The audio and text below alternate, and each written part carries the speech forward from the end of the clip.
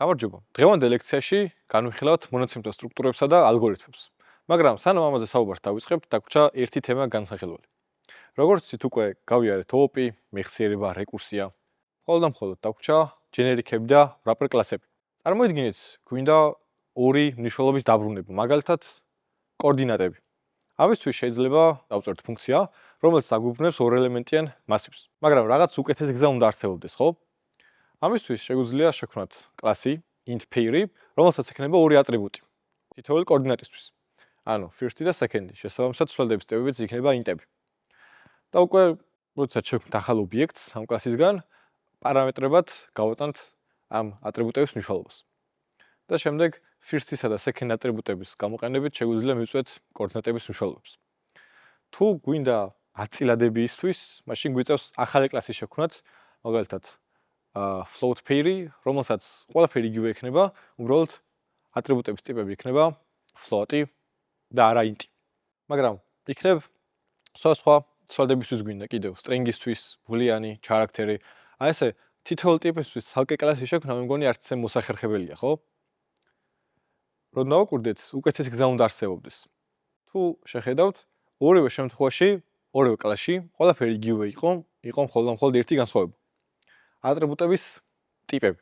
ანუ თავიდან იყო int-ი, შემდეგ გავხდეთ float-ი. იგივე იქნებოდა რომ დაგვეწერა string-ზე ან double-ზე. ან უბრალოდ ატრიბუტის ტიპი შეიცვლებოდა. სწორედ ამიტომ, რადგან მხოლოდ და მხოლოდ ატრიბუტის ტიპი იცვლება, მოდი გავხდოთ ის პარამეტრიზირებული. ანუ შემოვიტანოთ რაღაც t და უბრალოდ ვთქვათ, მოდი ჩვენი ატრიბუტების ტიპი იყოს t. და რადგან ამ კლასში უნდა შეგვეძლოს ამ ატრიბუტის გამოყენება, საჭიროა ჯერ ის აღვწეროთ. ამიტომ კლასის გვერდზე, კლასის სახელის გვერდზე ნაკლებობა მეტოებში დავწეროთ t, ანუ ამ ატრიბუტის სახელი. ანუ კიდევ ერთხელ რომ დავაკვირდეთ, როგორ შეიცვალა ჩვენი კლასი. თუ აქამდე ატრიბუტების ტიპად წერდით ints, ან floats, ან ნებისმიერ სხვა მნიშვნელობას, ახლა უკვე არის უფრო ზოგადი, ანუ უბრალოდ დავწერთ t-ს და მის მნიშვნელობა შესაბამისად შეიძლება იყოს float-ი, double-ი, int-ი, string-ი, არა ვართ შეზღუდულები. შესაბამისად, ამ უკვე generic კლასისგან, რომ შევქმნათ ობიექტი, მსგავსად იქნება ყველაფერი, როგორც ნებისმიერი კლასისგან ვქნით, უბრალოდ მის სტატიკურ და დინამიურ ტიპებში, ნაკლებობა მეტოებში უნდა დავწეროთ ამ t პარამეტრის მნიშვნელობა. ანუ როგორც ფუნქციებს ვატანთ ცვლადის მნიშვნელობას, იგივენაირად უნდა გავატანოთ ამ t პარამეტრის მნიშვნელობა ჩვენს კლასს. ამ შემთხვევაში წერია string-ი, ანუ როდესაც შეიქმნება ობიექტი ჩვენი generic კლასისგან, t ჩანაცვლება, სადაც კი t-ს ვნახავთ, კლასში ჩანაცვლება string-ით. და ამ შემთხვევაში გამოვარო first და second ატრიბუტების მნიშვნელობა ყოფილა string-ი. მოდი ახლა იგივე გავაკეთოთ int-ის შემთხვევაში, ანუ იქნებ ციფრები გვინდა, ხო? დავწეროთ ყველაფერი იგივე, უბრალოდ t პარამეტრის მნიშვნელობად გავატანოთ int-ი. როდესაც ამ კოდს გავუშვებთ, ვნახავთ რომ არის error-ი. რადგან Java ელოდა reference, მაგრამ ჩვენ მივაწოდეთ int-ი. ასე ხდება, იმიტომ რომ generic-ებში არ შეიძლება პრიმიტიული მნიშვნელობა. იმიტომ რომ Java აკეთებს type erasures, ანუ runtime-ის დროს ჩვენი t ჩანაცვლება object-ით. რადგან როგორც ვთქვით, object-ი არის Java-ში ნებისმიერი კლასის მშობელი და შესაბამისად შეგვიძლია მასზე მოვხდეთ upcasting და downcasting. მაგრამ რა არის ეს upcasting და downcasting? როდესაც გვაქვს მშობელი კლასი, მაგალითად animal-ი, და გვაქვს მისი შვილი კლასები, dog-ი და cat-ი, თავისუფლად შეგვიძლია animal-დან გავაკეთოთ downcasting, ანუ მის ქვე კლასში გადმოსვლა, ამ შემთხვევაში dog-ში, ან პირიქით, როდესაც ქვე კლასიდან მივიდივართ მის მშობელ კლასში, ამ პროცესს ქვია upcasting. მოდი ვნახოთ, როგორ ხდება upcasting და downcasting Java-ში. როგორც ვთქვით, ნებისმიერ მნიშვნელობას შეგვიძლია შევინახოთ ცვლადში, რომლის სტატიკური ტიპი არის object-ი. აქ ხედავთ, რომ შენახული არის string-ი object ტიპის ცვლადში. მაგრამ თუ გვინდა რომ ის შევინახოთ string-ის ტიპის ცვლადში, ანუ მოდივართ მის შვილ კლასში, ეს არის downcasting-ი, ამისთვის საჭიროა რომ დავწეროთ ფრჩხილებში string-ი. ანუ ჩვენი ობიექტი გადმოგვაქვს მის ქვე კლასში და ვინახავთ string-ის ტიპის ცვლადში. საპირისპირო პროცესი არის, როდესაც შვილი კლასიდან გადავდივართ მშობელ კლასში. ამ შემთხვევაში არ გვჭირდება რომ ხელით დავწეროთ, რომ გადავიგვაქვს მშობელ კლასში, პირდაპირ შეგვიძლია დავწეროთ, რომ person ტიპის ცვლადი მაგალითად შევინახოთ object ტიპის ცვლადში, რომელიც რა თქმა უნდა არის მისი მშობელი. ანუ ხდება upcasting-ი. როდესაც აი ესეთ ცხადად უწერთ, რომ string-ის ტიპის ცვლადში გადავიგვაქვს, ეს არის explicit casting-ი, ხოლო ამ შემთხვევაში, როდესაც გავაკეთეთ upcasting-ი, არ დაგვიწერია, რომ გადაგყავდა object ტიპის ცვლადში, ეს არის implicit casting-ი. მაგრამ პრიმიტიული ტიპები, როგორც მაგალითად int არ არიან ობიექტები. ხოლო ჩვენ გვჭირდება რაიმე კლასი, რომ მივაწოდოთ t პარამეტრს generic კლასებში. ამისთვის ვიყენებთ wrapper კლასებს. ანუ კლასს, რომელიც შეფუთავს პრიმიტიულ მნიშვნელობას.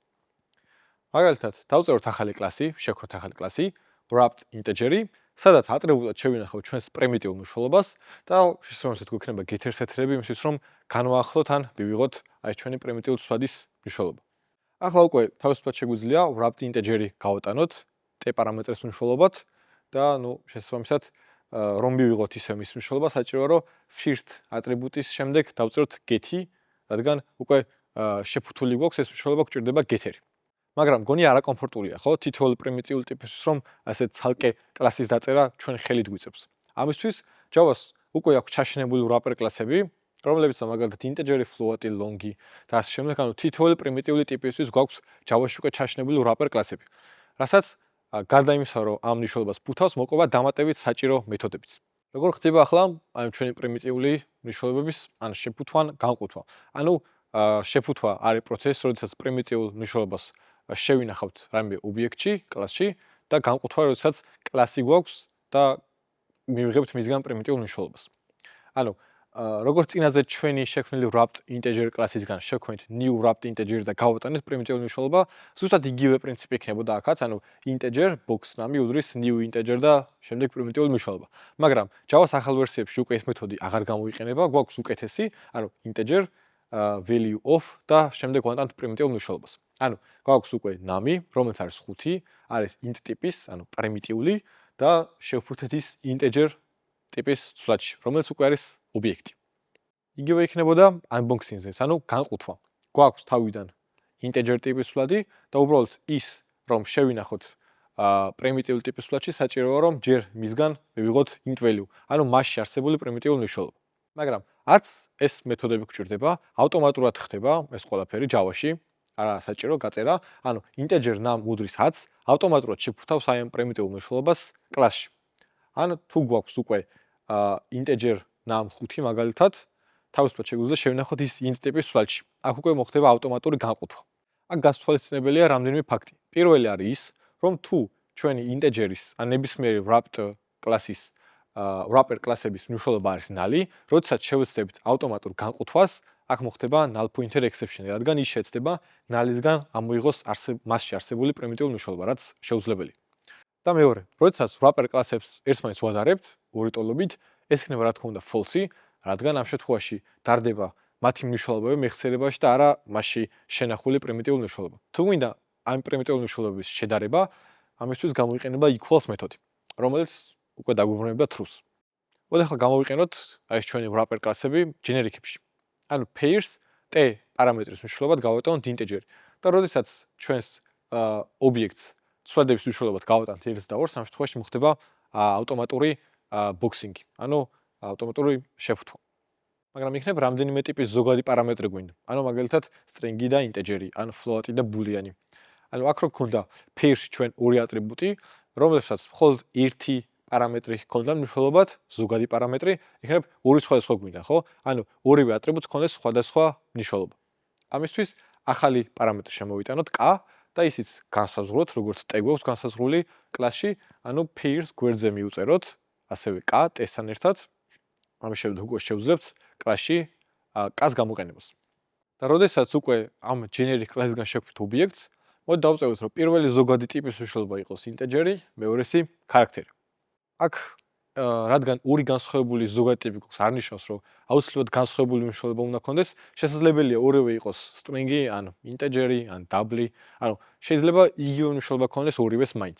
მაგრამ აქ უფრო მარტივად შეგვიძლია დავწეროთ ეს ყველაფერი, ანუ ორივე მხარეს დაკონკრეტება არ არის საჭირო, შეგვიძლია დავწეროთ მარტო სტატიკურ მნიშვნელობაში ამ ზოგადი ტიპების მნიშვნელობა და აი ეგეთ უკვე მარჯვენა მხარეს აღარ არის საჭირო დაკონკრეტება.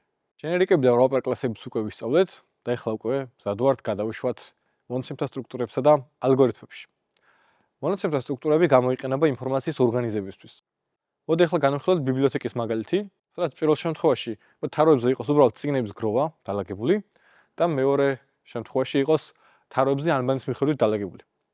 მეორე შემთხვევაში უფრო სწრაფად მოხდება სასროლე წიგნის პოვნა, რადგან ის უკვე დალაგებული ანბანის ასოების მიხედვით. სწორედ ამის გამოიყენება მონაცემთა სტრუქტურები ციფრულ სამყაროშიც, რადგან შეუძლოთ მონაცემებს უფრო სწრაფად პოვნა. მოდი დავიწყოთ პირველი მონაცემთა სტრუქტურით, რომელიც არის მასივი. უკვე ბევრჯერ გამოვიყენეთ, მაგრამ მოდი მაინც ერთხელ კიდევ ვთქვათ მისი პრინციპი. როდესაც მასივს ვქმნით, შექმნისთანავე უწერთ მის ზომას, ანუ რამდენი ელემენტი ეტევა მასში, რომელიც ფიქსირებული, ანუ არ შეგვიძლია მისი ზომის შემდგომ შეცვლა. მეხსიერებაში შექმნისთანავე გამოიყოფა მიმდევრობით საჭირო რაოდენობის უჯრები, იმისთვის რომ ჩავატევოთ თითოეული ელემენტი. ხოლო, როდესაც შევეცდებით ახალი ელემენტის ჩამატებას, რადგან ზომა ფიქსირებულია, გვიწევს სრულად ახალი მასივის შექმნა. ოღონდ ზომაში 1/10.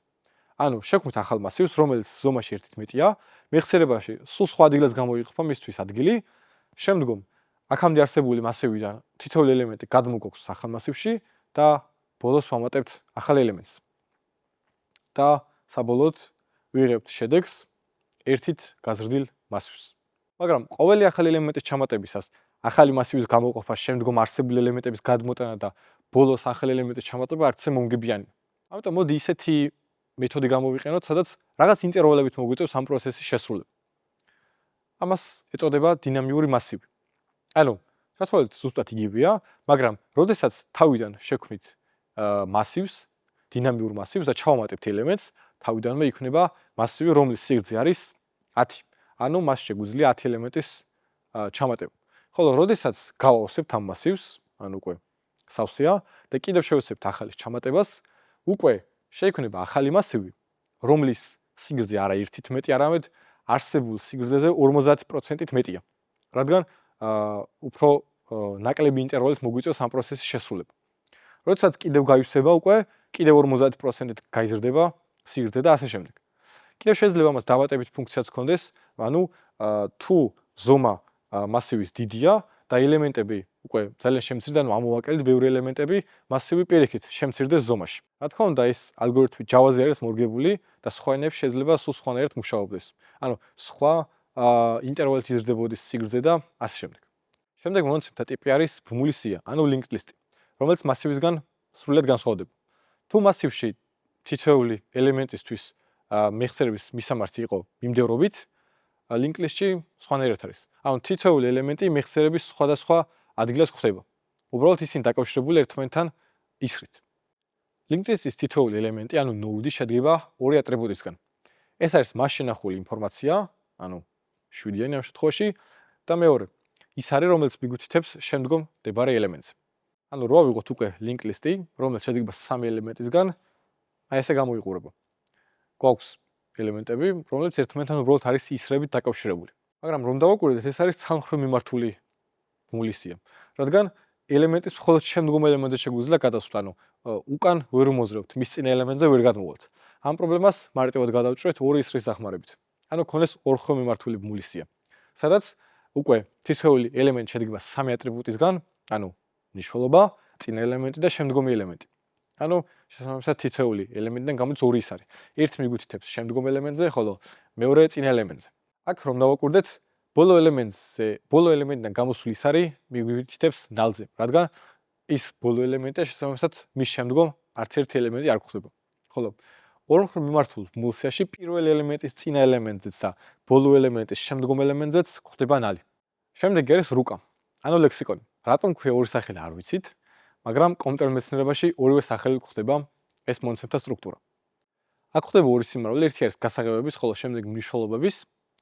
წარმოვიდგინოთ ტელეფონების წიგნა კი, სადაც მარცხენა მხარეს გვიწერია ადამიანების სახელები, ხოლო მარჯვენა მხარეს მის შესაბამისი ნომრები. ზუსტად იგივეა აქაც, ანუ გასაღებებში იქნება ადამიანების სახელები, ხოლო მნიშვნელობებში იქნება მის შესაბამისი ნომრები. როგორც ტელეფონების წიგნებში, აუცილებელია რომ სახელები უნიკალური იყოს, რომ სწორად შევძლოთ მისი ნომრების იდენტიფიცირება, აქაც გასაღებებში აუცილებელია თითოეული ელემენტი იყოს უნიკალური.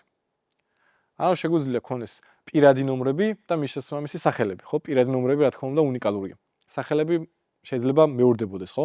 მაგრამ პირადი ნომრები აუცილებლად უნიკალური. მოდი ახლა სიმარტივის უფრო მარტივი რიცხვები ავიღოთ გასაღებების სიმრავლეში, რომელსაც შეესაბამება სახელები. და გვინდოდეს ახალი წყვილის დამატება, რომელიც არის 23, შეესაბამება მამუკა სარქისიანი. ჯერ, როგორც ვთქვით, გასაღებებში თითოეული ელემენტი უნდა იყოს უნიკალური, ანუ შევამოწმოთ, გვაქვს თუ არა უკვე ეგეთი მნიშვნელობა ამ სიმრავლეში. 23 უკვე გვაქვს, ამიტომ ახალი ელემენტი არ დაემატება, უბრალოდ მისი შესაბამისი მნიშვნელობა შეიცვლება. ანუ თუ აქამდე ეწერა დემეტრი, ახლა უკვე გახდება მამუკ 23-ის შესაბამისი მნიშვნელობა. ანუ ეს არის ჩასმის ოპერაცია, ანუ თუ მოიძებნება გასაღებების სიმრავლეში უკვე ეგეთი გასაღები, უბრალოდ მისი მნიშვნელობა გადაეწერება, ხოლო თუ არ მოიძებნება გასაღებების ჩაემატება, შესაბამისად მისი მნიშვნელობაც. თუ შევეცებთ ისეთი წყვილის ჩამატებას, რომელიც გასაღების არ მოიძებნება გასაღებების სიმრავლეში, მაშინ ჩაემატება ისევე როგორც გასაღებების სიმრავლეში, ასევე მისი მნიშვნელობის სიმრავლეშიც. ანუ 71 ბარემ ქავთარაძე. შემდეგ მონაცემთა სტრუქტურა არის სიმრავლე, ანუ სეტი. როგორც მათემატიკაში, სიმრავლეში თითოეული ელემენტი უნდა იყოს უნიკალური. ანუ რა ქონდეს ნატურალური ცუთა სიმრავლე, მაშინ არსებული თითოეული ელემენტი არის უნიკალური. ანუ არ მეორდება. იგივე იქნებოდა მაგალითად რო ავიღოთ სიმრავლე, სადაც წერია ადამიანების სახელები. აქაც თუ ამოთ რომ ეს არის სიმრავლე, თითოეული სახელი უნდა იყოს უნიკალური. მაგრამ რატომ ვიყენებთ სიმრავლეს? აქ სიმრავლეს ოპერაციების შესრულება გაცილებით მარტივია. ისეთი როგორც აქ გაერთიანება, თანაკვეთა და ასე შემდეგ. აქაც ელემენტის ჩამატება იგივენაირად ხდება. ჯერ ვამოწმებთ, თუ გვაქვს უკვე ეგეთი ელემენტი, თუ არ გვაქვს ჩაემატება, ხოლო თუ შევეცებთ ისეთი ელემენტის ჩამატებას, რომელიც უკვე მოიძებნება სიმრავლეში შესაბამისად, არ ჩაემატება და სიმრავლეც არჩება იგივე. გადავიდეთ ტექსტზე, შემდეგ მონაცემთა სტრუქტურაზე, რომელიც არის დამყარებული last in first out პრინციპზე. ანუ ყველაზე ბოლოს დამატებული ელემენტი იქნება ყველაზე პირველად ამოღებული ელემენტი. წარმოვიდგინეთ თეფშების დასა, სადაც ახალ თეფშის დამატებისას ზემოდან ვადებთ არსებულ თეფშებს, ხოლო როდესაც გვინდა თეფშის აღება, ზემოდან ავიღებთ პირველ თეფშს. ზუსტად იგივენაირად მუშაობს სტეკიც.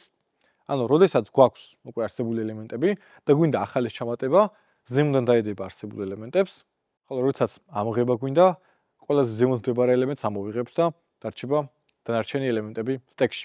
შემდეგ არის რიგი, ანუ Q, რომელიც არის FIFO, ანუ first in first out. პირველად ჩამატებული ელემენტი არის პირველად ამოღებული ელემენტი. აქ წარმოვიდგინეთ, გვაქვს მიმდევრობა, სადაც მარცხნიდან ვამატებთ ელემენტებს, ხოლო მარჯვნიდან ვიღებთ ელემენტებს. ანუ როდესაც გვინდა ახალი ელემენტი ჩამატება, მარცხნა მხრიდან მივუწერთ ახალ ელემენტს, ხოლო როდესაც ამოკლება გვინდა, მარჯვენა მხრიდან ამოვაკლებთ ელემენტს. აქ ზუსტად იგივე პრინციპია, როგორც რიგში დგომისას, პირველი რიგში ვინც ჩადგა, ის გავა რიგიდან პირველი. გადავიდეთ გრაფზე, სადაც ხდება წვეროები და წიბოები. წვერო აღნიშნავს თითოეულ ელემენტს, ხოლო წიბო არის ელემენტებს შორის კავშირი. შეიძლება გქონდეს მიმართული გრაფი, ანუ directed გრაფი, სადაც კავშირი არის მიმართული. ანუ შეიძლება იყოს სამმხრივი, შეიძლება ორმხრივი. როგორც მაგალითად Instagram-ში ფოლოვერები. შეიძლება ადამიანს ვაფოლოვებდეთ, მაგრამ ის უკან არ გვაფოლოვებდეს. ან ორივე ვაფოლოვებდეთ ერთმანეთს. როგორც აქ ხედავთ, მაგალითად, თუ ის არის ორმხრივი, ანუ ორივე მხარეს არის, ის არის მიმართული, ეს ნიშნავს, რომ ეს ორივე ადამიანი ერთმანეთს აფოლოვებს. მაგრამ თუ ის არის სამმხრივია, ნიშნავს, რომ ერთი აფოლოვებს მეორეს, ხოლო მეორე არ აფოლოვებს უკან პირველს. შეიძლება გრაფი იყოს მიუმართავი, სადაც კავშირს არ აქვს მიმართულება. არა როგორც Facebook-ის მეგობრებში. თუ ერთს მეორე მეგობრებში ყავს, ამასთანავე ის ნიშნავს, რომ მეორეს პირველი ყავს მეგობრებში. მიუმართავი გრაფი ზუსტად იგივეა, რაც მიმართულ გრაფში ორივე მხარეს მიმართული ისრები რო ქონდეს ყველგან. ასევე შეიძლება იყოს აწონილი გრაფი, ანუ weighted graph, სადაც წიბოებს აქვს გარკვეული მნიშვნელობა. მაგალითად, რომ ავიღოთ საქართველოს ქალაქები. ფოთი, ქუთაისი, ასე შემდეგ. და მათ შორის დამაკავშირებელი წიბოების მნიშვნელობები იყოს რეალურად ამ ქალაქებს შორის არსებული მანძილი კილომეტრებში. ახლა უკვე შეგვიძლია ქუთაისიდან ბათუმამდე არსებულ ორ გზას შორის ავარჩიოთ ჩვენთვის საუკეთესო უმოკლესი გზა, რადგან ჩვენი გრაფი აწონილია. ანუ თუ ფოთის გავლით გავავლით, დაგჭირდება 107 + 68 კილომეტრის გავლა, ხოლო მეორე გზით 158 კილომეტრი მხოლოდ. რა თქმა უნდა, მეორე ვარიანტი უკეთესია. Google Maps-იც სწორედ ამ პრინციპით მუშაობს, ოღონდ გაცილებით მასშტაბური გრაფი გვაქვს, სადაც ძალიან ბევრი წვერო გვხვდება, მასშტაბურები წიბოც და ერთი წერტილიდან მეორემდე უმოკლეს გზას სწორედ აი ამ პრინციპით ადგენს Google Maps-იც. გრაფში გვაქვს სხვადასხვა ძებნის ალგორითმები. ერთ-ერთია მაგალითად ერთი წერტილიდან მეორემდე უმოკლესი გზის პოვნა, რომელზეც უფრო დეტალურად ნიკა ისაუბრებს მოგვიანებით. შემდეგ მონაცემთა სტრუქტურა არის ხე. ხევი პროგრამირებაში გვაქვს ამოტრიალებული. ანუ ყველაზე ზემოთ მდებარე ელემენტი არის ფესვი, ხოლო როდესაც ქვემოთ ჩამოდივართ, მივდივართ ფოთლებამდე. ანუ აქაც რომ დავაკვირდეთ, ყველაზე ზემოთ მდებარე საწყისი წვერო, ანუ რუთი, ხოლო როდესაც ყველაზე ქვემოთ მდებარე ელემენტამდე ჩამოვალთ, ეს არის უკვე ფოთლები. რომ დავაკვირდეთ, ძალიან გავს graph-ს, ხო? რეალურად ხე არის graph-ის ერთ-ერთი სახეობა, მაგრამ იმისთვის რომ graph-ისგან მივიღოთ ხე, საჭიროა დააკმაყოფილოს რამდენიმე პირობა. ეს პირობებია რომ არ უნდა იყოს ციკლი, ანუ რამდენიმე ელემენტში წრეზე არ უნდა ვტრიალებდეთ. უნდა გქონდეს n-წერო და n-1 წიბო და ამავდროულად ორ წეროს შორის უნდა არსებობდეს მხოლოდ და მხოლოდ ერთი უნიკალური გზა. ანუ როგორც წინა მაგალითში ვნახეთ, სადაც ფოთსა, ქუთაისსა და ბათუმში ჰქონდა ციკლი და ამავდროულად რადგან ციკლი ჰქონდა, შესაბამისად ქუთაისსა და ბათუმამდე რამდენიმე გზა არსებობდა, ხეში ეს არ გვხდება. არც ციკლი და არც რამდენიმე გზა ერთ წერტილიდან მეორემდე. ხის ერთ-ერთი სახეობა არის ორობითი ხე, სადაც თითოეულ ელემენტს მაქსიმუმ შეიძლება ჰყავდეს ორი შვილი. ანუ მაგალითად 3-ს ჰყავს ორი შვილი, 1 და 8, იგივენაირად 1-ს ჰყავს ორი შვილი, 3 და 6, ხოლო 3 და 6 უკვე ბოლო ელემენტებია, ანუ ფოთლები, შესაბამისად შვილიც არ ჰყავს. ასევე გვაქვს ორობითი ძებნის ხე, სადაც გარდა იმისა, რომ თითოეულ ელემენტს შეიძლება მაქსიმუმ ჰყავდეს ორი შვილი, ასევე ელემენტები დალაგებულია ნაკლებობა მეტობის მიხედვით. ანუ თუ წინა შემთხვევაში მოგვინდებოდა რამე კონკრეტული ელემენტის მოძებნა, მაგალითად 5-ის და რა თქმა უნდა ხეში თავიდან ვიწყებს საწყისი ნოუდის ძებნას, არ ვიცით საით ჯობია წასვლა, ან 1-ისკენ ან 8-ისკენ, ხო? ამიტომ მოდი მაგალითად ავირჩიოთ 1 თავიდან. ჩამოვიდოდით აი აქ. შემდეგ ან მარცხნივ წამოვიდოდით, ან მარჯვნივ, არ აქვს მნიშვნელობა, პირველ საით წავიდოდით, მაგრამ რა თქმა უნდა ვერ ვიპოვიდით, ხო? ამიტომ გავბრუნდებოდით ისე უკან და უკვე 8-ისკენ წამოვიდოდით. 8-ისკენ რო წამოვიდოდით, შემდეგ ან 5-ისკენ წავთ, ან 2-ისკენ, ნუ ოდესმე მაინც ვიპოვით, ხო? ან პირველ სვლაზე, ან მეორე სვლაზე ვიპოვით მართლაც აი 5-იანს. მაგრამ ეს პროცესი ცოტა არეულია, ხო? იმიტომ რომ არ არის აი ეს რიცხვები დალაგებული. ასაც ვერ ვიტყოდით ორობით ძებნის ხეზე, სადაც რიცხვები დალაგებულია. ამიტომ თუ მაგალითად გვინდა 8-იანის მოძებნა და უყურებთ თევდან 6-იანს, 8 6-ზე მეტია, ეს მას ნიშნავს, რომ 8-იანი იქნება მის მარჯვენა მხარეს. ანუ 6-დან მარჯვნივ წამოვალთ, ანუ 16-ისკენ. ახლა უკვე ვამოწევთ 16-ზე. 16 8-ზე მეტია, ანუ 8-იანი იქნება მის მარცხნივ, ჩამოვალთ მარცხნივ. შესაბამისად, უფრო მარტივად შევძელით ჩვენთვის სასურველი ელემენტის პოვნა. და არ მოგვიწია დანარჩენი უსარგებლო შემოწმებების შესრულება. წინა შემთხვევაში რო ქონოდა მაგალითად n ელემენტი ჩვენს ხეში, ყველაზე ცუდი ვარიანტი იქნებოდა ბოლოს რომ გვეპოვა, ხო? ჩვენს მიერ სასურველი ელემენტი. ანუ მაგალითად რომ დავიწყეთ 5-იანის ძებნა, თავიდან 3 შევმოწმეთ, არ უდრის. მაგალითად მარცხნივ რომ წამოსულიყავით, აი აქ 1-იანი, შემდეგ აი ამ ორივე შევმოწმებდით, შემდეგ გადავიდოდით მარჯვნივ და შესაძლებელია ჯერ 2 გვეპოვნა ჯერ და შემდეგ ბოლოს მიგვეღვნა 5-ისთვის. ანუ მთლიანი ხის აღმოჩენა მოგვიწია იმისთვის, რომ გვეპოვა ჩვენს მიერ სასურველი ელემენტი. მაგრამ ორობით ხეში ეს პროცესი გაცილებით მარტივია. რადგან აქ რიცხვები დალაგებულია მეტობა ნაკლებობის მიხედვით, თავიდან პირველი შემოწმების შემდეგ, როდესაც 6-იანი თქვით, რომ 8-ზე ნაკლებია, ანუ ხის მარჯვენა მხარეს უნდა ვეძებოთ, საქმე გავინახევრეთ. რადგან ხე, როგორც ვთქვით, 200 არის გაყოფილი, პირველი ნახევარი არის მარცხნივ, მეორე მარჯვნივ. და პირველი შემოწმების შემდეგ პირველი ნახევარი მთლიანად მოვიცილეთ. ანუ საქმე გავინახევრეთ. იგივენაირად, მეორე შემოწმების შემდეგ თქვით, რომ 16 8-ზე მეტი, ანუ მარცხნივ იქნება, ანუ აქედან მარჯვენა ხე, ანუ მარჯვენა ქვე ხე მოვიცილეთ ეს საქმეც, ანუ კიდევ ერთხელ გავინახევრეთ საქმე. ეს ყოველ შემდეგ ნაბიჯზე განახევრებული საქმე არის ლოგარითმული, რომელზეც ნიკა უკეთესად ისაუბრებს. როგორც wrapper კლასები უკვე Java-ში არის ჩაშენებული, რადგან საქმე გაგვიმარტივოს და ჩვენთ არ მოგვიწევს წერა, იგივენაირად ხდება მონაცემთა სტრუქტურებიც. ამისთვის გვაქვს Java-ს collection-ების framework-ი, სადაც ხდება სხვადასხვა მონაცემთა სტრუქტურები. მაგალითად, array list-ი, linked list-ი, hash set-ი და ასე შემდეგ, რომლებიც ზოგიერთ მათგან უკვე განვიხილეთ. რომ დავაკვირდეთ, ორი ძირითადი ინტერფეისი არის, რომელსაც დანარჩენი მონაცემთა სტრუქტურები იყენებენ, რადგან საერთო მახასიათებლები აქვთ, ეს არის collection-ი და map-ი. აქ კი ვხედავთ Java-ს collection framework-ის მცირე ფრაგმენტს, სადაც ხდება მხოლოდ ისეთი მონაცემთა სტრუქტურები, რომლებიც ჩვენ უკვე გავიარეთ, მაგალითად array list-ი, linked list-ი, სხვა შორის linked list-ი არის double linked list-ი და სწორედ ამიტომ ითავსებს ორივე ფუნქციას, stack-ი ან queue. ასე გვაქვს set და map ინტერფეისები და hash set და hash map მონაცემთა სტრუქტურები. ახლა კი გადავალთ და დავწერთ linked list-ის იმპლემენტაციას Java-ში. კარგი, ახლა დავიწყოთ იმპლემენტაცია და როგორც თეორიულ ნაწილში ვახსენეთ, linked list-ი შედგება node-ებისგან, ხო? ანუ თითოეული ელემენტებისგან. მოდი ჯერ შევქმნათ კლასი, რომლისგანაც შესაძლებელი იქნება აი ამ node ობიექტის შექმნა. გადავიდეთ და შევქმნათ ახალი კლასი. რომელსაც დავარქვევთ nodes. და როგორც უკვე ვთქვით, თითოეულ nodes გააჩნია ორი ატრიბუტი, ხო? ეს არის მასში არსებული ინფორმაცია და ის არის, რომელიც მიგვითითებს შემდეგ nodes-ზე. ამიტომ დავწეროთ მაგალითად int-ის ტიპის სვლადი იყოს value და next ატრიბუტი, რომლის ტიპიც უნდა იყოს node, რადგან მიგვითითებს შემდეგ node-ზე. ამას რა თქმა უნდა დასჭირდება კონსტრუქტორი დავაგენერირებინოთ. ისევე როგორც ორივესთვის, ასევე ისეთ შემთხვევებისთვის, როდესაც მხოლოდ გვაქვს value. და გადავიდეთ მოდი main-ში და შევქმნათ ახლა ჩვენი node კლასისგან ობიექტები. დავწეროთ node my elementi უდრის new node და მაგალითად 5. მოდი მეორე ელემენტი შევქმნათ. ასე იყოს 1 და ეს იყოს 2. უდრის new შევინახოთ 10. და დავაბეჭდოთ მოდი ეს ორივე node.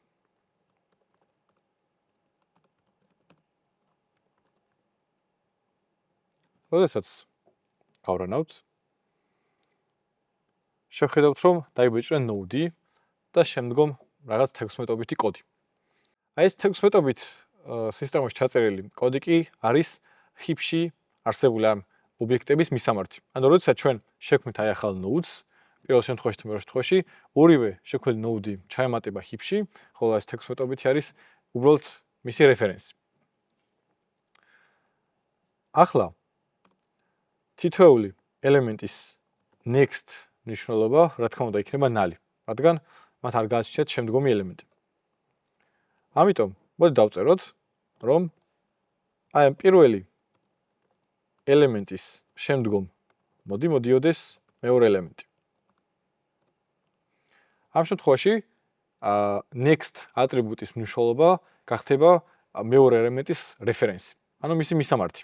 ამიტომ უკვე როდესაც დავბეჭდავთ, დაიბეჭდება ზუსტად იგივე მნიშვნელობა, რაც იბეჭდებოდა, როდესაც ვცდილობდით დაგვიბეჭდა მეორე node, რადგან ორივეს მისამართი რა თქმა უნდა იგივეა. ერთ და იგივე ელემენტზეა საუბარი. მოდი ახლა გადავიდეთ და კიდევ დავუმატოთ რამდენიმე ელემენტი. node my element 3 და მოდი კიდევ მეოთხე ბარემ.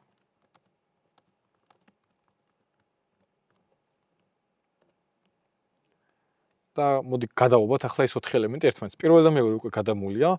ახლა დაგვჭირა რომ დავწეროთ my element 2-ის შემდგომი, რომელიც ჯერჯერობით არის null, უნდა იყოს my element 3 და my element 3-ის next-ი უნდა იყოს my element 4. ახლა უკვე მივიღეთ რეალურად link list-ი, სადაც გვაქვს 4 node და თითოეული მათგანი გადამული და ერთმანეთს. კიდევ ერთი გასათვალისწინებელი რამ არის ის, რომ აქ ზუსტად იგივე შედეგს მივიღებდით, რომ დაგვეწერა აი ამ პრინციპით. ანუ ეს ორი რომ წავშალოთ და დავწეროთ my element 1-ის next-ი არის my element 3. რადგან my element 1-ის next-ი რეალურად არის my element 2, ანუ my element 2-ის next-ი და აი ეს my element 1-ის next-ი ზუსტად იგივეა. და კიდევ რომ დავწეროთ my element 1-ის next-ი, კიდევ next-ი, კიდევ next-ი. აქ უკვე მივედით my element 3-მდე და ეს რო დავწეროთ რომ არის my element 4. აი ახლა ზუსტად იგივენად გადავაბით, როგორც წინაზე გვეწერა აი ეს node-ები. მაგრამ ასე next-ების წერა არც მოსახერხებელია.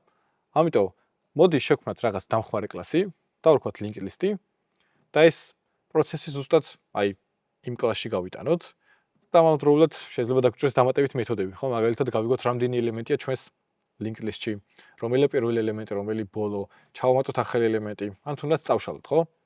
ამიტომ თლიანად აი ეს მეთოდები მოდი გავიტანოთ იმ ახალ კლასში.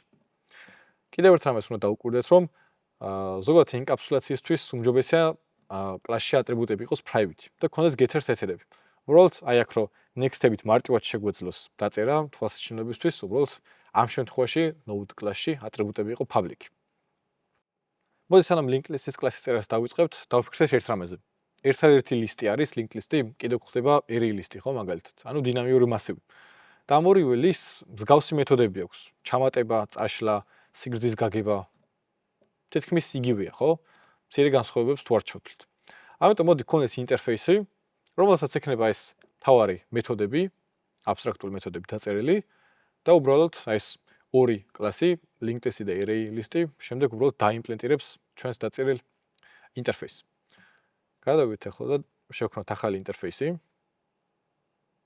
და დავარქვათ list-ი. რომელსაც უნდა გქონდეს ჩვენ შემთხვევაში რამდენიმე აბსტრაქტ მეთოდი. პირველი არის ზომის გასაგები, ხო? დავარქვათ მაგალითად size. ანუ რამდენი ელემენტია ჩვენს list-ში. შემდეგ იყოს insert-ი.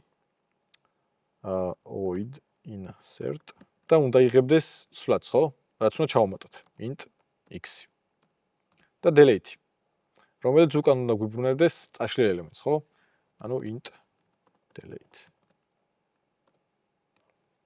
ახლა კი უკვე დავდივართ რომ გადავიდეთ და დავიწყოთ linked list-ის კლასის იმპლემენტაცია. გადავიდეთ და შევქმნათ ახალი კლასი. დავარქვათ linked list-ი, რომელიც დაიმპლემენტირებს აი ამ ინტერფეისს. და გააწითლა, რა თქმა უნდა, იმიტომ რომ როდესაც უკვე ვაიმპლემენტირებთ, აუცილებელია რომ list-ში არსებული აბსტრაქტული მეთოდების იმპლემენტაცია ეწეროს ჩვენს კლასში. ამიტომ დავწეროთ აი ამ სამივე მეთოდის იმპლემენტაცია, დავაგენერირებიოთ, ანუ override გავუკეთოთ. რა თქმა უნდა, ჯერ სამივე მეთოდიც არაელი იქნება. ეს უკვე ჩვენი საქმეა, რომ დავწეროთ ამათი იმპლემენტაცია. რა თქმა უნდა, აქ დაგჭირდება ატრიბუტი ამ კლასისთვის, რომელიც იქნება პირველი ელემენტი ჩვენი linked list-ის. ამიტომ რადგან პირველია დავარქვათ head. private უნდა იყოს node ტიპის, რა თქმა უნდა, head. და დავიწყოთ უკვე insert მეთოდის იმპლემენტაცია. ანუ ახალი ელემენტის ჩამატება. როდესაც ახალი ელემენტს ვამატებთ, პირველ რიგში უნდა შევამოწმოთ ჩვენი list-ი ცარიელი არის თუ არა. ანუ თუ head-ი ცარიელი, ანუ null-ს უდრის, გამოდის რომ ჩვენი list-ი ცარიელი ყოფილა, ხო? ამიტომ მოდი პირველ რიგში შევამოწმოთ. დავწეროთ if head-ი არის null-ი. ამ შემთხვევაში list-ი ცარიელი ყოფილა, ამიტომ ახალი ელემენტს რო ჩავამატებთ, იქ გახდება head-ი, ხო? ანუ head-ი უდრის new node x. შევქმნათ ახალი node-ი, რომელშიც შევინახოთ აი ამ x, რომელიც მეთოდმა მიიღო და გავუწოდოთ ის heads. ხოლო თუ ცარიელი არ არის, ამ შემთხვევაში გვიწევს iterაციის საშუალებით ჩავიდეთ ბოლო ელემენტზე, ანუ tail-ამდე. მოდი ამისთვის შევქმნათ ახალი ცვლადი, რომლის ტიპი იქნება node current და თავიდან უნდა უდრიდეს heads. და მანამ უნდა გადავიდეთ მის შემდგომ ელემენტზე, სანამ აი ამ current-ის next-ი არ არის null. მანამდე current-ი უნდა გახდეს current-ის შემდგომი. ხოლო, როდესაც while-ის პირობა უკვე აღარ დაკმაყოფილდება, ანუ current-ის შემდგომი არის null, ეს ნიშნავს, რომ უკვე ჩავსვლათ ბოლო ელემენტზე, ხო? და როგორც ვთქვით, ბოლო ელემენტს ვეძახით tails, ანუ კუდს. ამიტომ აი ამ ბოლო ელემენტის შემდგომი, რომელიც null არის, უნდა გახდეს new node x. მოდი გადავიდეთ ახლა უკვე main-ში და შევქმნათ უკვე linked list-ისგან ობიექტი და დავამატოთ ელემენტები. მაგრამ სანამ მისგან ობიექტს შევქმნით, მანამდე გვჭირდება კონსტრუქტორი, რა თქმა უნდა. დავაგენერიროთ.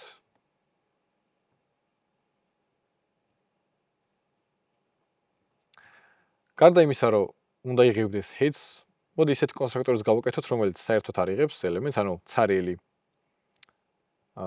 list იქნება. და ამ შემთხვევაში head-ი უნდა იყოს null. ახლა გადავიდეთ main-ში, წავშალოთ უკვე არსებული. ახლა უკვე node-ისგან ობიექტის შექმნა არ გვჭირდება, ამას უკვე linked list-ით თავად მიხედავს. ჩვენ უბრალოდ linked list-ისგან შევქმნით ობიექტს. ასე. და რადგან მე ამ ობიექტის შექმნისას არ გამიტანები ატრიბუტი, შეიქმნება head-ი, რომლის მნიშვნელობაც იქნება null, ანუ ცარიელი list-ი. აქ რა თქმა უნდა შეგვეძლო საერთოდ არ დაგვეწერა, არაფერი ცარიელი ყოფილიყო და head-ის მნიშვნელობა ისედაც null იქნებოდა, მაგრამ მეტი თვალსაჩინოებისთვის და მარტივად გასაგებად, მოდი მაინც ეწეროს. მოდი დავამატოთ ახალი ელემენტები ჩვენს list-ში. my list insert 5 მაგალითად. შემდეგ დავწეროთ my list insert 10 დავამატოთ და მოდი მესამეს დავამატოთ, ბარემ mylist insert 15. და დავსვათ breakpoint-ი და გავუშვათ დებაგერის საშუალებით, რომ უფრო კარგად დავუკვირდეთ რა ხდება რეალურად შიგნით. როდესაც გაიშოვა მესამე ხაზი, ანუ შეიქმნება ლისტი, იქნება ეს რა თქმა უნდა ცარიელი და მართლაც რომ ჩამოვშალოთ, ხედავთ რომ head-ის მნიშვნელობა არის ნალი. როდესაც მეოთხე ხაზიც გაიშვება, head-ის მნიშვნელობა უკვე შეიცვალა და გახდა რაღაც ახალი node, ხო, რომელიც შეიქმნებოდა შიგნით. და მისი მნიშვნელობა უნდა იყოს 5. Next-ი ისევ ნალია, შემდგომი ელემენტი არ გააჩნია. შემდეგ სვლაზე როცა გადავალთ, უკვე next-ი ახალი node გახდება და კიდევ ჩამოიშლება შიგნით. და ნუ ასე გაგრძელება 15 შემთხვევაშიც და next ისევ გავუჩნდა ახალი node. როგორც იცით, ჩვენი insert მეთოდი მუშაობს შემდეგნაირად. იწყებს პირველი ელემენტისგან, ანუ head-ისგან, ჩადის იტერაციის ბოლოში და შემდგომ ამატებს ელემენტს. მოდი დებაგერის საშუალებით აი ეს პროცესიც უფრო მეტად თვალსაჩინოდ დავინახოთ. გავრანოთ თავიდან დებაგერის საშუალებით და აი როდესაც მივვალთ აი insert-ზე, მოდი შიგნით შევიხედოთ რა ხდება insert მეთოდში. შევიდეთ. და პირველი პირობა if რა არის, რომ head-ი არის ნალი. რა თქმა უნდა, თავიდან head-ი ნალი არის, ანუ ეს true არის, შესრულდება პირველი პირობა, ხო? Head-ი გახდება new node x. მართლაც აი ეს კოდი გაეშვება. და გამოვიდეთ უკან. ახლა უკვე 10-იანი ჩაემატება, ხო? 5-ს მიეწერება გვერდით. მაგრამ, როდესაც უკვე 15 ჩამატება გვინდა, მოდი კიდევ ერთხელ შევიხედოთ რა ხდება. აქ უკვე ეს პირობა აღარ სრულდება, როგორც 10-იანი შემთხვევაში არ სრულდებოდა. ანუ else-ზე გადავალთ, სადაც გვიწევს იტერაციის საშუალებით ბოლო ელემენტზე ჩასვლა, ხო? თავიდან current გახდება head-ი, შემდგომ მის შემდეგი ელემენტი, ანუ 10-იანი რომელიც ჩავამატეთ და როდესაც აქ მოვალთ, უკვე next-ის მნიშვნელობა იქნება ნალი, შესაბამისად 10-იანს გვერდზე მიეწერება უკვე 15. ანუ გამოდის რომ იტერაცია გვჭირდება, ხო? იმისთვის რომ ჯერ ბოლო ელემენტზე ჩავიდეთ, ანუ თილამდე და შემდგომ ჩავამატოთ შემდეგი ელემენტი. მაგრამ რაღაც უკეთესი გზა შეიძლება არსებობდეს, ხო? იმისთვის რომ ყოველ ელემენტის ჩამატებისას არ გვიწევდეს ბოლო ელემენტამდე იტერაციით ჩასვლა. ამ პრობლემის გადასაჭრელად მოდი linked list-ში კიდევ ერთი ატრიბუტი დავამატოთ. და როგორც head-ს ვინახავთ, ანუ პირველ ელემენტს, ასევე შევინახოთ tail-ი, ანუ ბოლო ელემენტი. რა თქმა უნდა, ახალი ატრიბუტის დამატება space გვიზრდის ერთით, მაგრამ რა თქმა უნდა, დრო მცირდება, რადგან ყოველ ჩამატებისას არ გვიწევს იტერაცია. გადავიდეთ linked list-ში და აი როგორც head-ი გვაქვს, იგივენაირად ჩავამატოთ tail-ი. და რადგან უკვე tail-იც გვაქვს, გვიწევს insert მეთოდის ცოტა მოდიფიცირება. მოდი ეს კოდი გავასუფთავოთ, რადგან აღარ დაგვჭირდება, უნდა შევცვალოთ. აქ იქნება ერთი რაღაც დასამატებელი. როდესაც head-ი ნალი არის, ანუ ჩვენი ლისტი ცარიელი არის და პირველ ელემენტს ვამატებთ, head-ის და tail-იც იღებს იგივე მნიშვნელობას, ხო? ერთ და იგივე nodes, ანუ პირველ nodes, რომელიც აი ახლა იქნება. ამიტომ უნდა დავწეროთ, რომ tail-ი იქნება head-ის ტოლი. ხოლო else-ის შემთხვევაში ვაკეთებთ ესეთ რაღაცას. tail-ის next-ი უნდა გახდეს new node x-ი და tail-ი უნდა გახდეს tail-ის შემდგომი. ანუ უბრალოდ ბოლო ელემენტს შემდგომ უწერთ ახალ ელემენტს და ბოლო ელემენტის მნიშვნელობას ვცვლით აი ამ ახალი ელემენტით. ასე მარტივად შეგვიძლია მოგვარება აი ამ პრობლემის დროში, რა თქმა უნდა, იმ ერთი ატრიბუტის დამატების სანაცვლოდ. ამ შემთხვევაში space-ი გავწირეთ, მაგრამ სამაგერად მოვიგეთ დროში საკმაოდ. სივრცე და დრო ერთმანეთს აბალანსებენ, როდესაც მაგალითად სივრცეში ვაგებთ, დროში ვიგებთ ამ პირიქით. წარმოიდგინეთ, ამ ლისტში ქონოდა მილიონი ელემენტი. მაშინ ახალი ელემენტის ჩასამატებლად მოგვიწევდა მილიონი იტერაციის შესრულება. ამ შემთხვევაში კი ერთი ატრიბუტის დამატებით აღარ გვიწევს შევასრულოთ მილიონი იტერაცია. ანუ გავაკეთეთ ოპტიმიზაცია. მოდი ახლა დავწეროთ delete მეთოდის იმპლემენტაციაც, რომელიც უნდა მუშაობდეს შემდეგნაირად. აიღოს head-ი, ანუ პირველი ელემენტი, წაშალოს, დაგვიბრუნოს მასში შენახული ინფორმაცია და head-ის სახელმწიფო უნდა გახდეს მისი შემდგომი, ხო? ამიტომ ჯერ უნდა შევამოწმოთ თუ ჩვენი ლისტი არ არის ცარიელი, რადგან თუ ცარიელი შესაბამისად ვერც წავშლით ელემენტს, შევამოწმოთ head-ი არ უდრის null-ს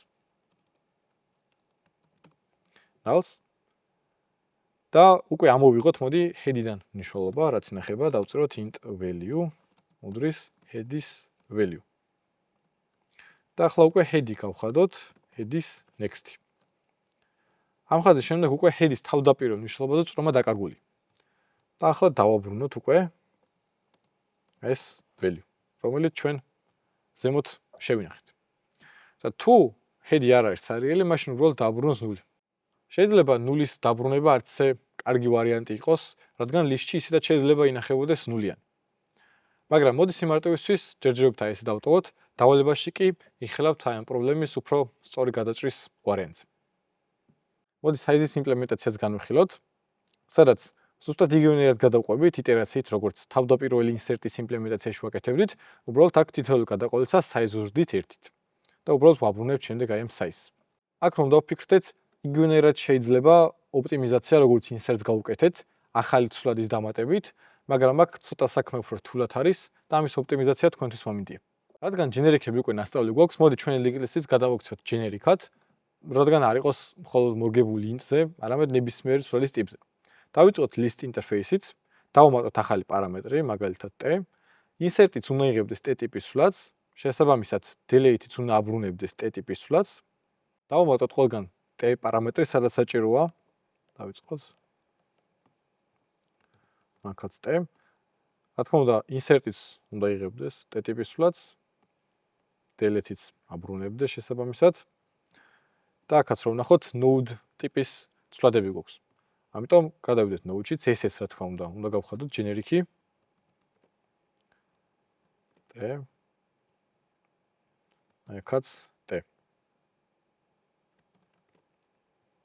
ყველგან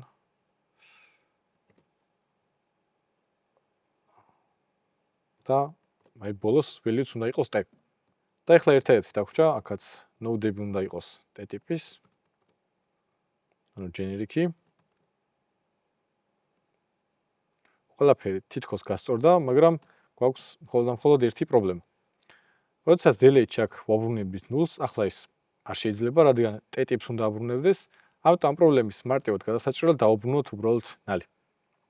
ახლა კი ჩვენი მთლიანი ინტერფეისი, node და link list-ი არის generic-ი, ანუ არ არის კონკრეტულად ერთ ცვლის ტიპზე მორგებული, არამედ ნებისმიერ ცვლის ტიპზე შეგვიძლია მისი ჩვეულებრივად გამოყენება. აქამდე ჩვენი link list-ი იყო მორგებული მხოლოდ int-ისთვის, მაგრამ რადგან უკვე generic-ი გავხადეთ, ნებისმიერ ცვლის ტიპზე შეგვიძლია გამოვიყენოთ, ამიტომ გადავიდეთ ახლა ეს წავშალოთ და შევქმნათ link list-ი, რომელსაც გამოვიყენებთ string-ისთვის. link list-ი. აქ უკვე უნდა დავუწეროთ პარამეტრის მნიშვნელობა, რომელიც იქნება string-ი. და როდესაც ჩვენს list-ში დავაინსერტებთ strings, პრობლემა თიმუშავს. და შეგვიძლია გავაგრძელოთ ახალი ელემენტების დამატება. როგორც generic-ების თეორიულ ნაწილში ვახსენეთ, პარამეტრის ტიპის დაკონკრეტება მარჯვენა მხარეს საჭირო არ არის. როგორც ხედავთ, სარიელი არის და ამავდროულად შეგვეძლო აქ დაგვეწერა მხოლოდ list-ი, ანუ ინტერფეისი, რადგან link list-ი აიმპლემენტირებს ამ ინტერფეისს, თავისუფლად შეგვეძლია სტატიკურ ტიპად დავწეროთ ინტერფეისი. რომ გქონოდა კიდევ array list-ი, მაგალითად, როგორც თქვით, list-ის აბსტრაქტულ მეთოდებს იყენებს ორივე, შეგვეძლო იგივენერად link list-ის მაგურად გქონოდა მარჯვენა მხარეს array list-ი. ახლა ჩვენ განვიხილეთ link list-ის ერთ-ერთი იმპლემენტაცია, მაგრამ შეიძლება და რა თქმა უნდა სხვანაირად ამ ყველაფრის დაწერა. მოდი კიდევ ერთხელ ვთქვათ, მონოცემთა სტრუქტურები გამოიყენება ინფორმაციის ორგანიზებისთვის. ახლა კი გადავიდეთ უკვე ალგორითმებზე, რომლებიც გამოიყენება სხვადასხვა პრობლემების გადასაჭრელად, რომელზეც ნიკა ისაუბრებს.